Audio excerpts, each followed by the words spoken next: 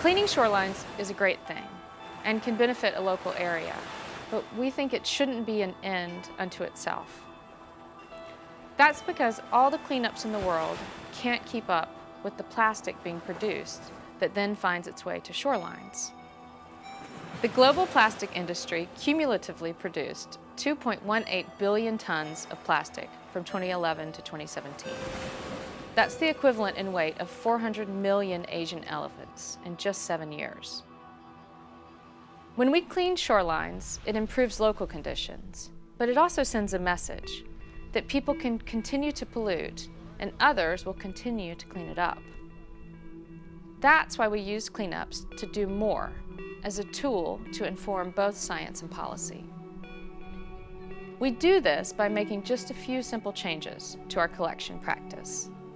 We measure the area, collect in a systematic way, sort, weigh, and count all the debris precisely, and we share what we've learned with local policymakers. This week, we're working at Marianadu Beach in Thiruvananthapuram, Kerala, India, working with a group of students and researchers from the Department of Environmental Science at the University of Kerala. First, we measure the area. At low tide, we measure a 100-meter-long width of beach, and we flag it from the high tide line to the water.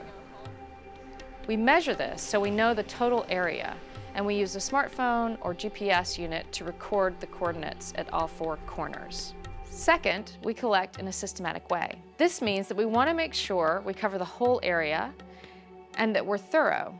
We create lanes at every 10 meters with flags and walk back and forth in each lane to make sure we pick up all the debris.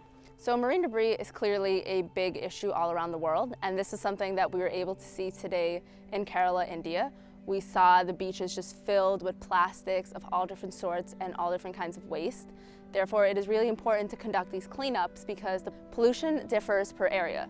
Today, we found that the main source of pollution was styrofoam. Next, we bring all the material back to the laboratory and divide it by group: plastics, metal, glass, and so forth. We weigh each group in kilograms. Within each group, we want to know how much is hard plastic, film plastic, and styrofoam, for example. So we carefully divide it, count it, and weigh it by subgroups. We keep track of all of this on our data sheets so that we can check our work. When compared to other shallow beaches, the debris we collected was comparatively very less. Finally, we share our results with local policymakers and stakeholders. This is the most important step because it's important to collect scientifically valid data, but even more important, to put it into the hands of people who can demand policy change. Marine debris is a global problem, but can be very different depending on the local context. The point of this work is to gather replicable, valid, empirical evidence about local conditions to enable change. The idea is not to clean all the world's beaches. The idea is to create data that scientists can use to better understand the problem and to share the results with people who can make a difference. If you use replicable scientific methods, your data can be used by others. When you inform policymakers, they can use what you've learned to create policy that can solve the problem. So the idea behind this project is marine debris is a big global environmental problem. And a lot of people around the world recognize that it's a problem and they want to do something about it. So they might, in their communities, do things like have cleanup events, which is great. That's a good thing. But I think that it's really important that we don't just clean up beaches, but that we do it in a systematic and scientific way so that the results can be used to influence policy. Because I'm really trying to make connections between science and policy.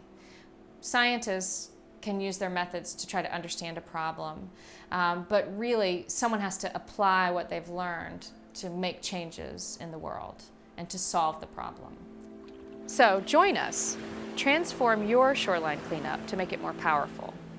You can find materials, guides, and more information freely available on our website. View the data that we and other teams around the world have collected on our ResearchGate page. Transform your shoreline cleanup to solve the problem of plastic pollution.